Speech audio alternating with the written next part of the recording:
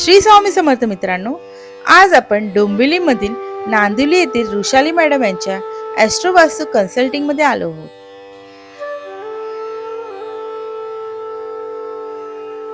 Madam आपल्याला recce म्हणजे नक्की काय, आपल्या जीवनात रेकीचे किती महत्त्व आहे, रेकीची उत्पत्ती कशी झाली, रेकीचे 5 मुख्य नियम कोणते, रेकी कोण कोण करू शकतो, रेकीचे किती प्रकार आहेत, रेकी ही नकारात्मक ऊर्जेपासून आपले रक्षण कशी करते, या सगळ्या प्रश्नांची उत्तर जर तुम्हाला जाणून घ्यायची असतील तर हा व्हिडिओ नक्की पूर्ण बघा। श्री स्वामी समर्थ।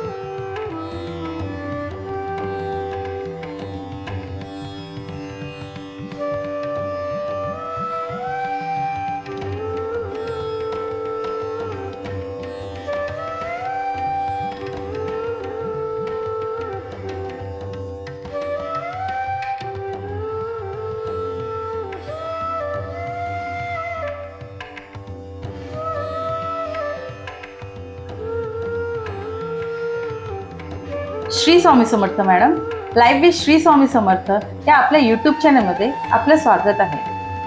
मॅडम, तुम्ही आपली थोडक्यात माहिती देऊ शकाल का? नमस्कार, मी सौ रुशाली कलबाटे।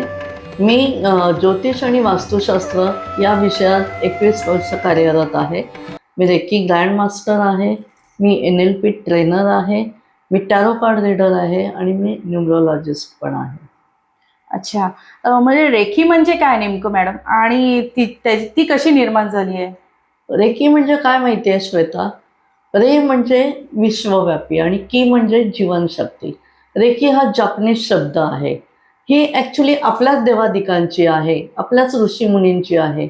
पण काय झालं माहिती आहे, आपल्याकडे कुठलेही ज्ञान जे होतं आधी ते मौखिक होतं, लिखित नव्हतं आणि ते गुरु शिष्य परंपरेतूनच शिकवलं जायचं। मग सगळीच विद्या जगजाहीर करायची पद्धत त्यावेळी नव्हती आणि त्यामुळे हळूहळू ती विद्या लुप्त झाली। आणि त्यामुळे मग नंतर जपानचे एक मिकाऊ उसुई म्हणून तो सायंटिस्ट आहे, तर त्यांनी आपल्या धर्माचा, आपल्या वेदांचा, संस्कृत श्लोकांचा अभ्यास केला आणि त्यांनी नंतर रेकी आपल्याला सहज सोप्या भाषेत उपलब्ध करून दिली। म्हणून रेकीचे जनक म्हणून डॉक्टर मिकाऊ उसुई यांना रेकीचे जनक म्हणून संबोधलं जातं। म्हणजे नेमका आपला रेकीचा प्रवास कसा सुरू झाला आपला? हां, तो पण एक स्वतः इंटरेस्टिंग आहे माझा रेकीचा प्रवास। मी 2004 पासून ज्योतिष विद्या शिकायला सुरुवात केली आणि 2005, 6, 7 3 वर्ष मी पारंपरिक ज्योतिष पद्धतीचं शिक्षण घेतलं। जे माझे गुरु आहेत डोंबिवलीतच वेस्टला वसंत कुंडले गुरुजी, त्यांच्याकडे मी पारंपरिक ज्योतिष विद्या शिकत होते आणि सर मला म्हणायचे की मॅडम तुम्ही रेकी शिका। पण त्यावेळेला रेकी नेमकं काय आहे हा शब्दच मी पहिल्यांदा ऐकलेला, त्यामुळे मला रेकी नेमकं काय आहे हेच माहिती नव्हतं, म्हणून मी दुर्लक्ष केलं तिकडे। नंतर मग त्याच वर्षी परत एकदा सरांनी सांगितलं फर्स्ट इयरलाच की मॅडम तुम्ही रेकी शिका। तरी मी लक्ष दिलं नाही, कारण माझ्या गावातच नव्हता तो शब्द। आणि नंतर सेकंड इयरला जेव्हा आम्ही शिकत होतो तेव्हा परत आमचे गुरुजी मला म्हणाले की मॅडम तुम्ही रेकी शिका। मग बाकी मी विचार करायला लागले की 3 वेळा ज्यावरती सर सांगतायत की तुम्ही रेकी शिका म्हणजे नेमकं रेकी काहीतरी आहे। आणि म्हणून मग मी सरांनीच माझ्या गुरु स्वाती टिपणीस यांचं नाव सुचवलेलं होतं, तर त्यांच्याकडे मी गेल्यानंतर मी त्यांना म्हटलं मॅडम मला रेकी शिकायची आहे।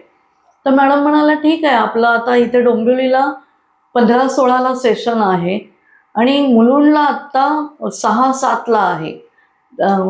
फर्स्ट डिग्री आणि सेकंड डिग्री 2 दिवसांचं सेमिनार होता। तर मी म्हटलं ठीक आहे मॅडम, मी आता 6-7ला मुलुंडला आहे ना, तिकडे येते। तर मॅडम मला म्हणाल्या तिकडे कशाला येतेस, एवढं डोंबिवलीला जवळ आहे, इथे ये ना। तर त्यावेळेला मी म्हटलं नाही मॅडम, आता तुम्ही एवढे 5-6 तास काय शिकवणार, हीच मला उत्सुकता निर्माण झाली आणि इतके 10 दिवस थांबणं तर मी आता शक्य नाही। म्हणजे श्वेता तुला सांगू का, हे रेकी शिकणं हे योगाने होत असतं। आपला जेव्हा योग येतो ना तेव्हाच आपण रेकी शिकायला प्रवृत्त होतो। मॅडम, म्हणजे आता रेकी शिकण्यासाठी म्हणजे काही शिक्षणाची अट आहे का असं, किंवा रेकी आपण कोण कोण शिकू शकतं? बघ, रेकी शिकायला तशी शिक्षणाची अट काहीच नाहीये। साधारण एखाद्या व्यक्तीला थोडंफार लिहिता वाचता येत असेल, ती व्यक्ती रेकी शिकू शकते. त्या व्यक्तीपासून ते अगदी बेड रिडन असलेली लोक पण रेकी शिकू शकतात. फक्त बेड रिडन असतील तर आपल्याला त्यांना घरी जाऊन शिकवावं लागतं.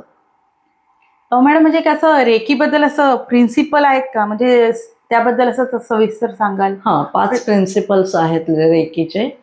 ते म्हणजे पहिलं आहे, आज मी थँकफुल होईन. म्हणजे आपण जे काही काम करू तेव्हा आभारी, रेकीमध्ये ना आभार व्यक्त करायची पद्धत आहे कुठल्याही गोष्टीला. तर आभारी व्हायचंय. दुसरं त्याचं तत्व आहे, प्रिन्सिपल तत्व आहे, की आज मी रागवणार नाही. रागवणार नाही म्हणजे काय, आपण राग सोडतो का कधी? नाही. पण तिथे आज या शब्दाचा अर्थ असा आहे की आज नाही, कधीच मी रागवणार नाही. कारण उद्या हा येतच नाही आयुष्यात. त्यामुळे प्रत्येक दिवस हा आपला आजच असतो. आणि बघ, रागवतो आपण जेव्हा, तेव्हा आपल्या बॉडीमध्ये काय काय फरक होतो. तर आपले डोळे लाल होतात, हार्टबीट्स वाढतात, पूर्ण अंग थरथरायला लागतं, हातपाय लटपटायला लागतात, कोणाकोणाला घाम येतो. मग राग जेव्हा येतो ना, तेव्हा काय होत असतं माहिती आहे आपल्या बॉडीमध्ये, ॲड्रिनल, हे कॉर्टिसॉल आणि ॲड्रिनल हे हार्मोन्स रिलीज होत असतात.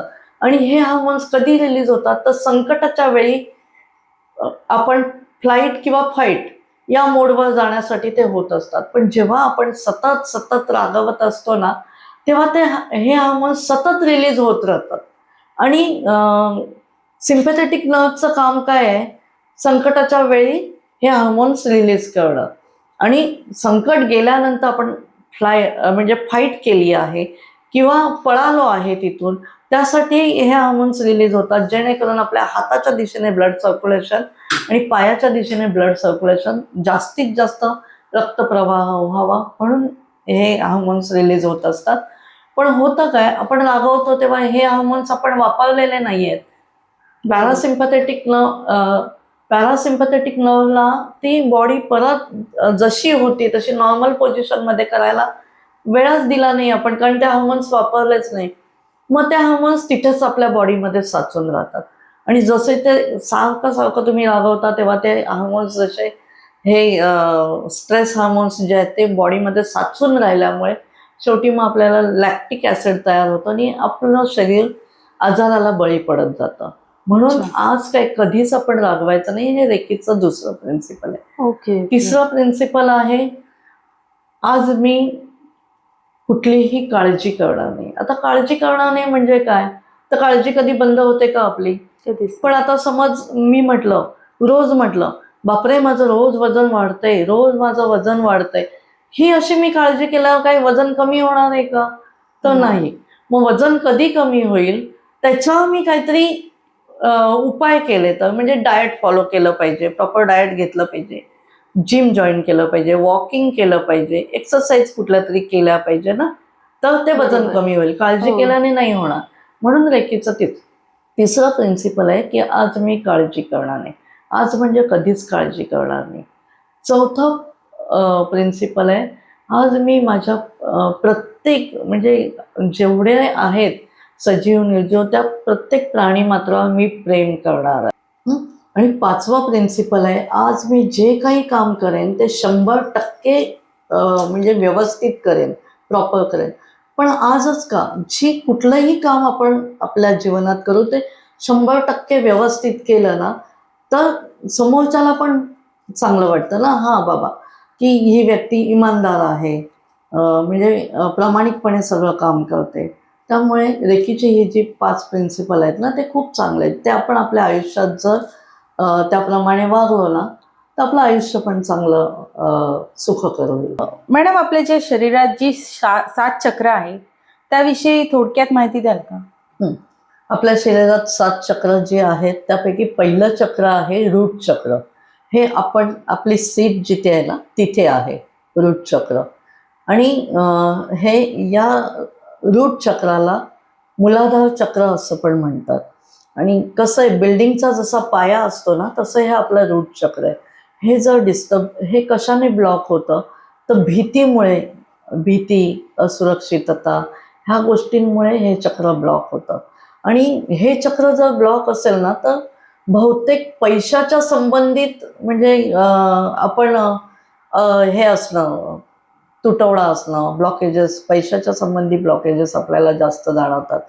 म्हणजे खूप एखादा खूप धंदे करतो, हा व्यवसाय करतो, तो व्यवसाय करतो, असे खूप व्यवसाय केले तरी त्याला कुठेही सक्सेस येत नाही, कारण त्याचं रूट चक्र ब्लॉक असतं. दुसरं चक्र आहे स्वाधिष्ठान चक्र, ज्याला सॅक्रल चक्र पण म्हणतात. स्वाधिष्ठान चक्र ओटीपोटाच्या तिथे आहे, नाभीच्या 4 बोटं खाली आहे.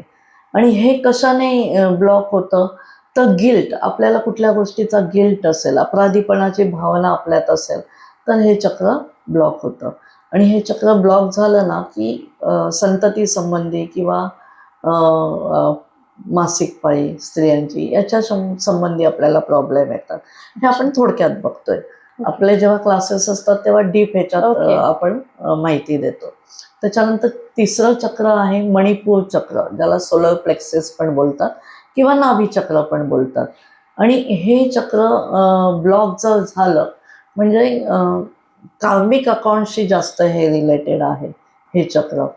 तर हे आपल्याला म्हणजे पास्ट लाईफची काही कर्म, कारण नाळ आपली आईशी तिथून जोडलेली असते, म्हणून कार्मिक म्हणजे काही आपण आणलेले असतील गोष्टी तर ते पण आपण फेस करतो. त्याच्यानंतर वरती आहे हार्ट चक्र, इथे हृदय, ज्याला हृदय चक्र पण म्हणतात किंवा अनाहत चक्र पण म्हणतात. ह्या आपण खूप राग राग द्वेष करत असतो त्यावेळेला किंवा लोकांना हर्ट करतो त्यावेळेला हे चक्र ब्लॉक होतं. त्याच्यानंतर तिसरं चक्र आहे ते हे पुढचं चक्र आहे ते विशुद्ध चक्र, ज्याला थ्रोट चक्र पण म्हणतात. हे ब्लॉक कधी होतं माहिती आहे, आपण खूप कोणाकोणाला वाईट बोलतो किंवा अपशब्द जेव्हा वापरतो ना तेव्हा आपलं हे बिघडतं हे चक्र. त्याच्यानंतर आहे इथे आज्ञाचक्र, 2 भुवयांच्या मध्ये आहे, बरोबर भ्रुकुटीच्या 2 मध्ये आहे. तर ते आज्ञाचक्र आहे, ज्याला थर्ड आय चक्र पण म्हटलं जातं. हे ज्याचं जन्मताच ऍक्टिव्ह असतं ना त्यांना मोस्टली समोरून येणाऱ्याचा पास्ट, वर्तमान काळ, भविष्यकाळ सहज ते जाणू शकतात. आणि सगळ्यात वरती आहे सहस्त्रहार चक्र, इथे जिथे आपण लहान मुलांची टाळू भरतो ना बरोबर. तिथे ते आहे सहस्त्रहार चक्र. याला क्राऊन चक्र पण म्हणतात. आणि हे ना ब्रह्मांडाशी एकरूप होतं. अशा प्रकारे ही आपल्या बॉडीमध्ये 7 चक्र आहेत. अच्छा. आणि आपलं हृदय चक्र आहे ना हे मध्ये आहे, खाली 3 चक्र आहेत, वरती 3 Okay, चक्र आहेत. हां. मग खालची जी 3 चक्र आहेत ना ही आपली मटेरियलिस्टिकशी कनेक्टेड आहेत. आणि वरची जी 3 चक्र आहेत हे विशुद्ध, थर्ड आय आणि क्राऊन चक्र हे अध्यात्माशी रिलेटेड आहेत. आणि हार्ट चक्रामध्ये जे आहे ना ते खालच्या 3 चक्रांना आणि वरच्या 3 चक्रांना बॅलन्स करायचं काम करतं. मॅडम आपण रेकीचे क्लासेस घेता आणि मग ते कशा प्रकारे घेतले जातात? आपल्याकडे रेकीचे क्लासेस जे घेतले जातात ना ते पूर्वी कसं होतं माहितीये, फर्स्ट डिग्री जी होती, जी टच थेरपी होती, तर ती झाल्यानंतर 21 दिवस साधना करायची असायची. पण अच्छा. हळूहळू आमच्या गुरूंचे गुरु ज्या जानकी आई आहेत, बऱ्याच जणांना जानकी आई माहिती असतील, तर Okay. स्पिरिच्युअल ह्याच्यामध्ये त्या थोर होऊन गेलेल्या आहेत. अच्छा. तर त्यांनी असं बघितलं की नाही, फर्स्ट डिग्री झाल्यानंतर 21 दिवस साधना होत नाही आणि पुढची डिग्री शिकायला बरेच जण येत नाहीयेत. म्हणून त्यांनी काय केलं, मग फर्स्ट आणि सेकंड लागोपाठ द्यायला माझ्या ज्या गुरु आहेत स्वाती टिपणे त्यांना आज्ञा दिली की दोन्ही डिग्री तुम्ही एक साथ, म्हणजे आदल्या दिवशी फर्स्ट डिग्री घ्या, दुसऱ्या दिवशी सेकंड डिग्री घ्या. आणि सेकंड डिग्री जेव्हा घेतली जाते तेव्हा त्या सप्तचक्र साधना असते, जे डिस्टन्स हिलिंग शिकवलं जातं त्याच्यात. Okay. म्हणजे प्रॅक्टिकल पण असतं आणि लेक्चर पण असतं आणि तुमच्याकडून प्रॅक्टिकल करून घेतलं जातं की डिस्टन्स हिलिंग कशा प्रकारे करायचं आहे. आणि मग त्याच्यामध्ये 21 दिवसाचं आपलं सप्तचक्र साधना मेडिटेशन जे ते तुम्हाला 21 दिवस साधना करायचीच असते, एक दिवसही खंड न पाडता. अच्छा मॅडम, तुम्ही आता बोललात 21 दिवस सप्तचक्र साधना आहे, ती नित्यनियमाने केली लागते. तर असा उल्लेख तुम्ही आता केलात. पण 21 दिवसानंतर ती साधना बंद केली तर चालतो का? असं 21 दिवस बंद केली तर नंतर केली तर? नाही, कसं आहे माहितीये, ही 21 दिवस साधना आपल्याला रेग्युलर करायचीच आहे. अच्छा. त्यात एकही दिवस खंड नाही पाडायचा आहे. एक दिवस जरी तुमचा राहिला तर परत फर्स्ट डे पासून सुरू करायचंय. पण का 21च दिवस करायचंय? त्याच्या पुढे का नाही करायचं? कारण आपण ते मेडिटेशन करतोय ना. बघ, आपण रात्री झोपेतून जेव्हा सकाळी उठतो, रात्री झोपल्यानंतर सकाळी उठतो, सगळ्यात आधी आपण काय बघतो? मोबाईल बघतो. किती चार्ज आहे बघतो, बरोबर? मग तो चार्ज नसेल तर आपण चार्जिंगला लावतो. जर आपण त्या निर्जीव मोबाईलची एवढी काळजी घेतो तर आपली बॉडी तर सजीव आहे ना. मग आपण सकाळी जर रेकीची साधना केलेली असेल, मेडिटेशन केलेलं असेल, तर आपण जो चार्ज केलेली आपली बॉडी आहे, एनर्जी आहे घेतलेली, ती आपण दिवसभर वापरतो ना. वेगवेगळ्या लोकांना भेटतोय, वेगवेगळ्या जागेत जातोय. कधी पॉझिटिव्ह जागा पण असू शकते, पॉझिटिव्ह लोक असू शकतात, कधी निगेटिव्ह पण असू शकतात. मग आपला ऑरा तो वापरला जातो तेवढा, आणि तो वापरलेला ऑरा संध्याकाळपर्यंत डाऊन झालेला आहे. बरोबर. मग तो दुसऱ्या दिवशी परत आपण चार्ज करायला पाहिजे ना. हो. म्हणून 21 दिवसच नाही, सतत जर तुम्ही ती साधना केली ना तर आपल्यालाच ती फायदेशीर असते. आपला ऑरा स्ट्रॉंग होतो, प्युरिफाय होतो.